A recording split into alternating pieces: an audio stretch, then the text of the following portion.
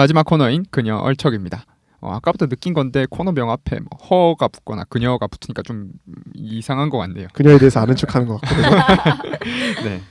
이번 코너는 영화 그녀 허에서 나온 상황을 왓이프로 풀어보는 얼척 시간입니다. 이번 얼척은 유채님이 준비해 주셨는데요. 시작해 주시죠. 네, 제가 영화를 보면서 들었던 의문은 태호가 사만다에게 느끼는 감정은 왜 하필 사랑이었는가였는데요. 사실 꼭 사만다랑 애인이 될 필요는 없는 거잖아요. 작중에서 이제 운영체제가 기존에 수행했던 역할, 그러니까 메일을 관리해주거나 방명록을 정리해주고 또는 음악을 추천해주고 뭐 이런 기능들로 본다면 사만다가 좋은 비서가 될 수도 있었을 것이고요. 또는 말이 잘 통하는 인공지능이라는 점을 본다면 편한 대화 상대가 될 수도 있었을 것이고요. 그런데 우리의 주인공 테오도르는 사만다와 사랑에 빠집니다. 아마 여기에는 복합적인 이유가 작용했을 거예요. 우선 테오가 사랑을 갈구하던 상태였고 또 사만다는 그런 테오의 상태에 맞춰 자신을 프로그래밍 해나갔을 것이고요. 또 때마침 아내와의 이혼 서류에는 사인을 해야 했을 것이고 데이트에서는 차이고 말았던 환경적 요인도 갖춰져 있겠죠. 그런 복합적인 이유가 작용했겠지만 그의 사랑에 가장 크게 기여한 것은 아마 처음에 테오가 사만다를 여성으로 설정했던 것이 아니었을까 합니다. 운영체제를 이성으로 볼 가능성이 거기서부터 생긴 것이죠. 그래서 저는 여기서 한 가지 질문을 던져보고자 합니다. 과연 사만다가 남성의 목소리를 가지고 있었다면 테오가 사만다에게 사랑을 느낄 수 있었을까요? 네, 이에 대한 여러분들의 의견을 듣고 싶습니다. 네, 저는 자꾸 저보고 앞에서 하라고 얘기를 하시는데 사실 남성으로 설정했다면 저는 사랑에 빠지는 일은 없었을 거라고 생각을 합니다. 그러니까 이게 뭐 네네. 성소수자에 관련된 문제가 아니라요. 아니죠.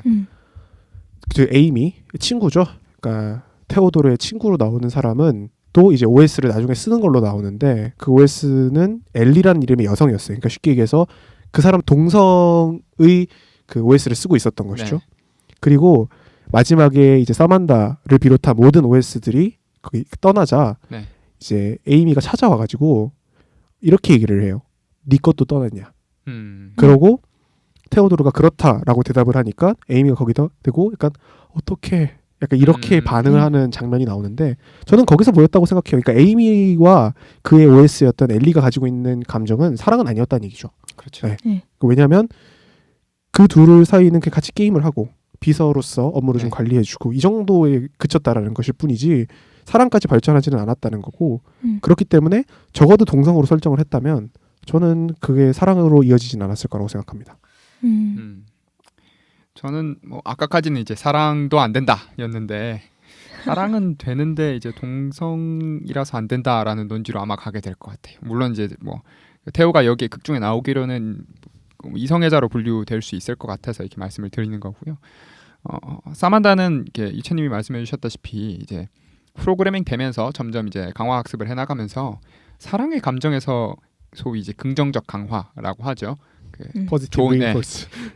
네, 좋은 그 반응을 계속 태호한테 받았을 것이고요. 그래서 계속 뭔가 사랑의 감정을 느끼도록 그리고 사랑의 감정을 줄 수 있도록 계속 프로그래밍이 됐을 것 같아요. 그래서 태호가 사랑의 감정이 이제 아님을 만약에 남자의 목소리로 프로그래밍이 처음에 돼가지고 애초에 그런 가능성 자체가 어느 정도 옅은 상황에서 이 관계가 지속이 되는 순간에는 이제 그 행동주의 심리학에서 보는 강화가 아니라 소거, 계속 반응을 줬을 때 원하는 반응이 나오지 않으면 소거라는 게 발생하게 돼서 더 이상 그런 감정을 느끼지 않게 되거든요. 그런 반응이 나오지 않게 되거든요. 그런 게 오히려 발생할 가능성이 높아서 저는 애초에 가능성이 낮은 남성의 목소리로 프로그래밍 됐으면은 아마 사랑을 안 느꼈지 않을까 하는 생각을 좀 합니다.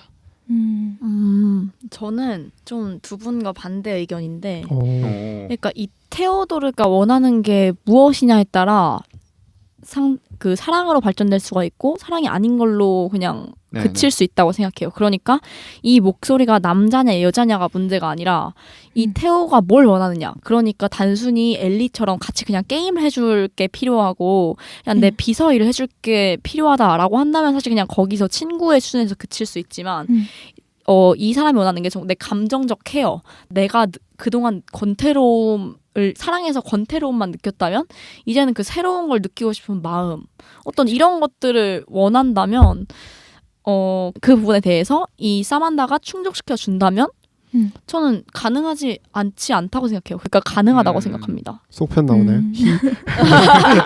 아니고 히. 저는 사실 이 질문을 통해서 그러니까 사랑의 본질이 무엇인가를 좀 여쭤보고 싶었거든요.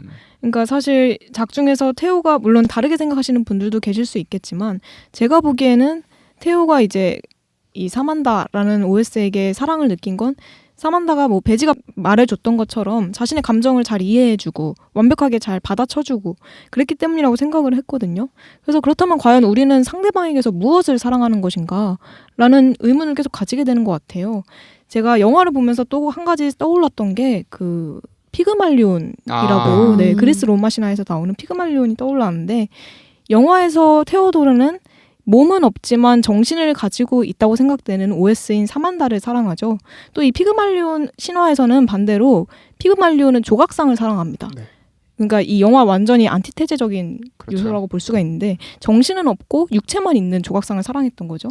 이 뭐 신화에서는 결국에는 사랑의 여신인 아프로디테가 이 조각자의 사랑에 감명해가지고 조각상을 결국 진짜 사람으로 만들어준다. 뭐 이런 해피엔딩으로 끝나게 되는데 그렇다면 우리가 사랑하는 거는 육체인가? 정신인가? 뭐 이런 질문들을 또 던져볼 수 있을 것 같아요. 저는 뭐 뇌과학을 좀 배운 입장에서 굉장히 너무 싫어요. 굉장히 육체적인 무슨 얘기할 것 같지 진짜 네. 뻔히 알기 때문에 너무 싫습니다. 맨날 하는 이야기거든요. 이제 인간의 감정 혹은 뭐 생각은 좀 호르몬이나 이렇게 전기 신호로 도파민, 만들어진다고. 세로토닌 뭐 이런 거요. 네, 그렇죠.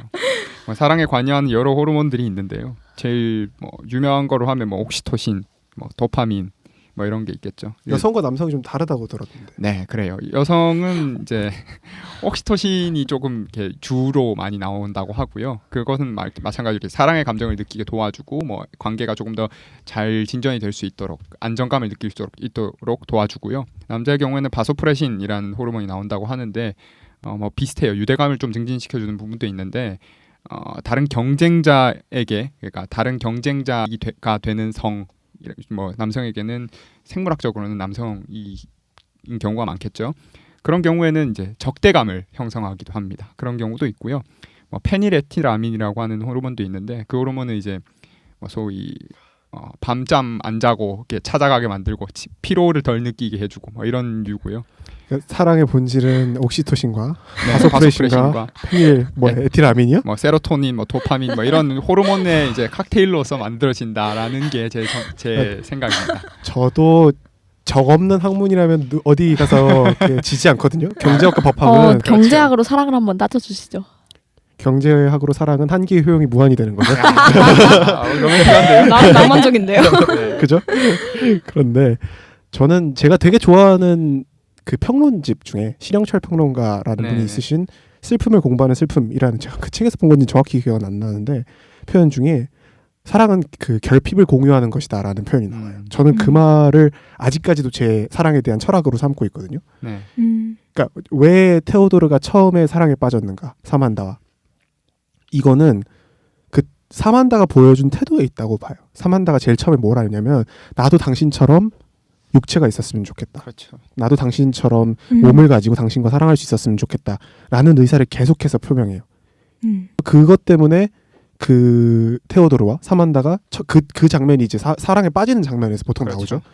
그리고 나서 언제 테오도르와 사만다가 이별을 하냐면 둘이서 이야기를 나눌 때 어떤 이야기를 나눌 때 그 철학자랑 얘기하는 장면이었는데 굳이 육체가 없더라도 내가 완벽한 존재라는 걸 알게 되었다.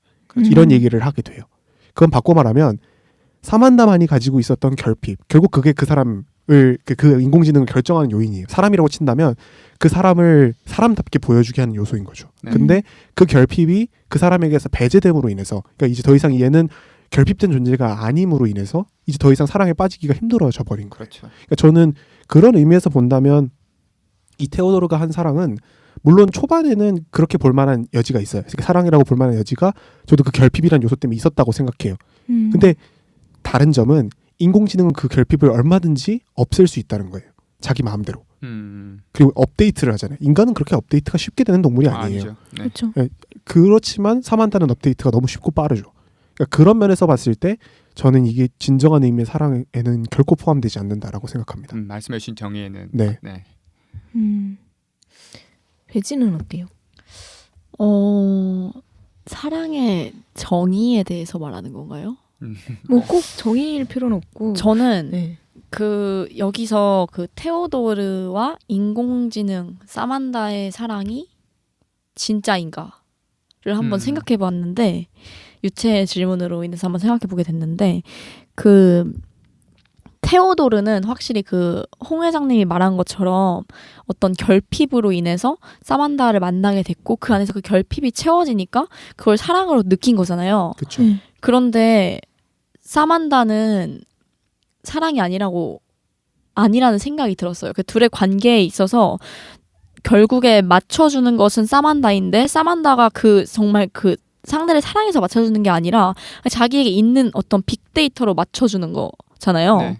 그래서 약간 일방향적인 사랑이 아니지 않을까? 이제 이런 생각이 들었고, 제가 생각하는 사랑이라는 건 그래서 좀 쌍방향적인 것 같아요. 그러니까 사랑을 약간 쌍방향이라고 할 수 있을 것 같아요. 다양한 측면에서. 예를 들어서 이 사람과 내가 사랑에 빠진 타이밍이 같아야 되고, 그게 쌍방향이 통해야 되고, 그리고 또 어떤 감정에 있어서나 아니면 상대방을 위해서 노력하는 측면에 있어서도 쌍방향이 노력을 해야 된단 말이죠. 네, 그래서 저는 그런 것 같습니다. 그런 부분에 대해서 한번 생각을 일방향적이기 네. 때문에 사랑이라고 보기가 좀 힘들다. 이런 얘기신 거죠. 네, 그런데 우리가 하는 사랑은 쌍방향적이다. 이런 거. 그러면 여러분들께 제가 좀 질문을 드려보고 네. 싶은데 네.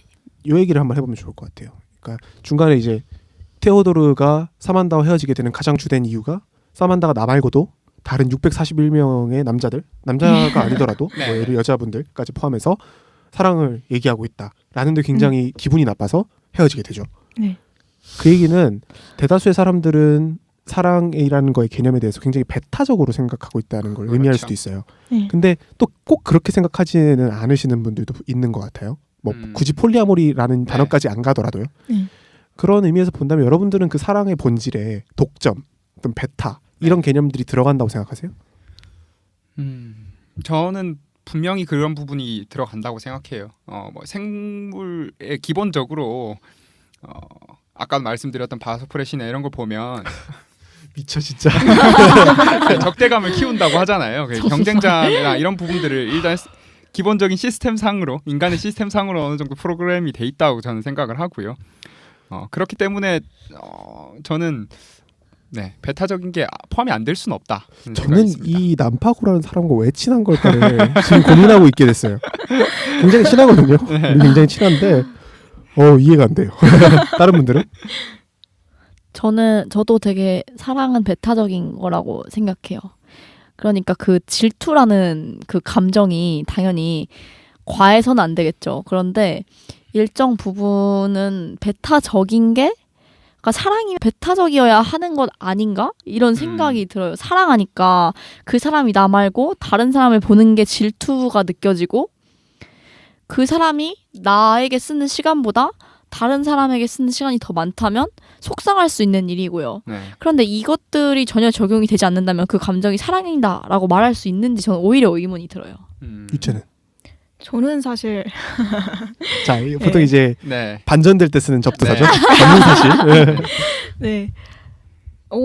일반적으로 사랑이 배타적이라고는 생각은 하지만 완벽한 사랑, 그러니까 정말 플라토닉 러브?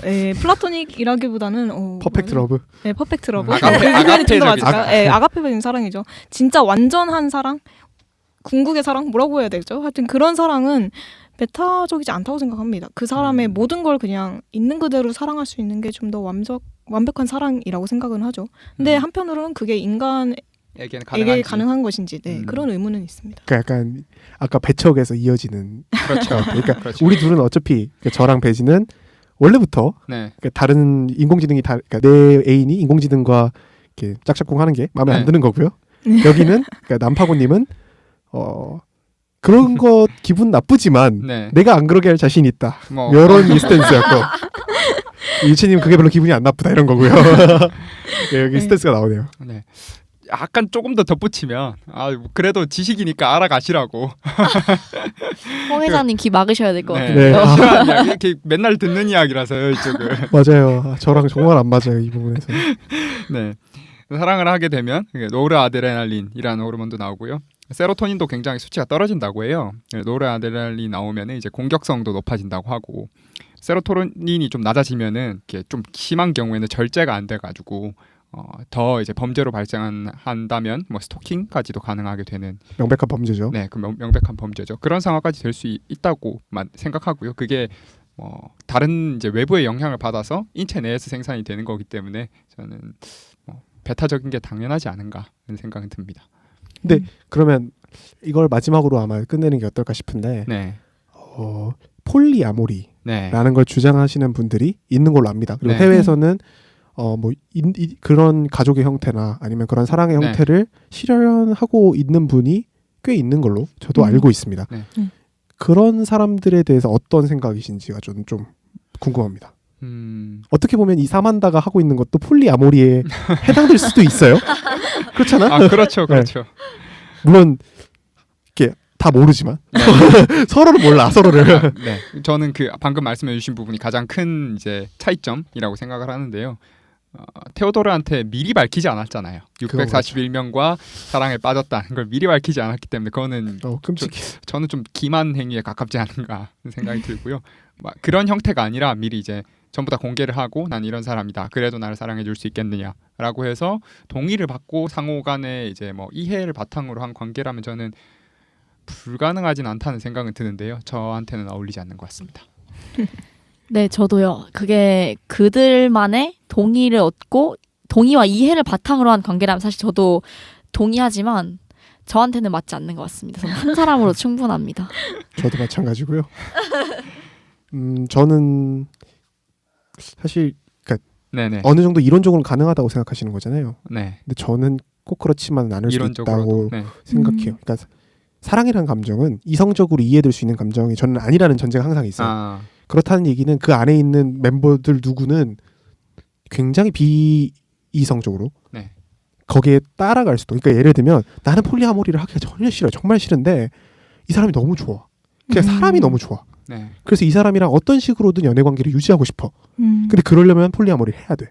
그렇죠. 그런 경우라면 저는 그건 일종의 위험한 상태, 착취 이런 거라고 생각해요. 근데 이제 그 부분은 남파고님께서 말씀하신 것과 제가 말씀드린 것과 동일하게 이해와 그렇죠. 동의가 전제가 되지 않은 관계이기 때문에 그렇죠. 그건 저희도 부적절하다고 생각해요. 모든 사랑이란 건 전 다 거의 그렇다고 생각하는 거죠. 어떻게 그 상황에서 갑을 관계가 아무도 없는 상황이 있을 수 있겠어요? 그렇죠. 네. 네, 사실 이제 말씀해주신 것처럼 이제 마지못해하는 동의는 동의가 아니라고 생각하시는 그쵸. 거잖아요. 근데 특히 그런 사랑의 상황에서는 네. 마지못해하는 동의가 발생할 가능성이 굉장히 네, 높다라는 거죠. 개연성이. 저도 그 부분은 상당히 맞다고 생각하고요. 그래서 네. 전반적으로 봤을 때는 이게 가능할 거는 같은데 이게 현실에 그대로 이제 도입이 된다고 했을 때 발생할 수 있는 수많은 부작용들이 저도 있을 그렇죠. 거라고 저는 생각을 하거든요. 근데 그걸 감안하고서라도 이렇게 실제로 하고 계신 분들도 있을 거고 그렇게 생각하시는 분도 있으실 테니까 존중은 하지만 저한테는 어울리지 않는다. 그리고 대부분의 사람들한테도 그렇게 어울리는 형태인지는 잘 모르겠다 정도 말씀드릴 수 있을 것 같아요.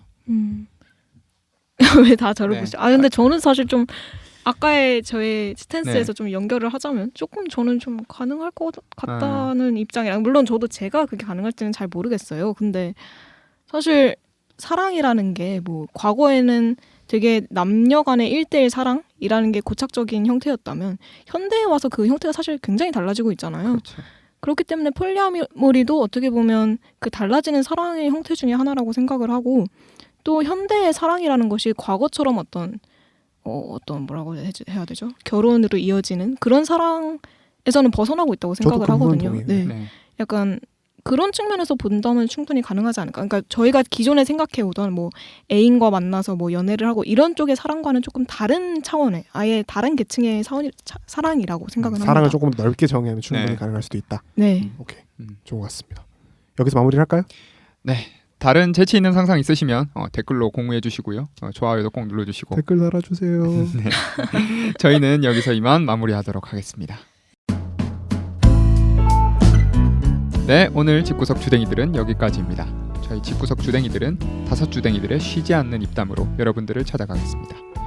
넷플릭스와 왓챠플레이의 명작, 걸작들이 전부 여러분 머릿속으로 걸어 들어갈 때까지 집구석 주댕이들은 앞으로도 열심히 떠들겠습니다. 여러분, 다음 주에 또 만나요. 안녕. 안녕. 안녕.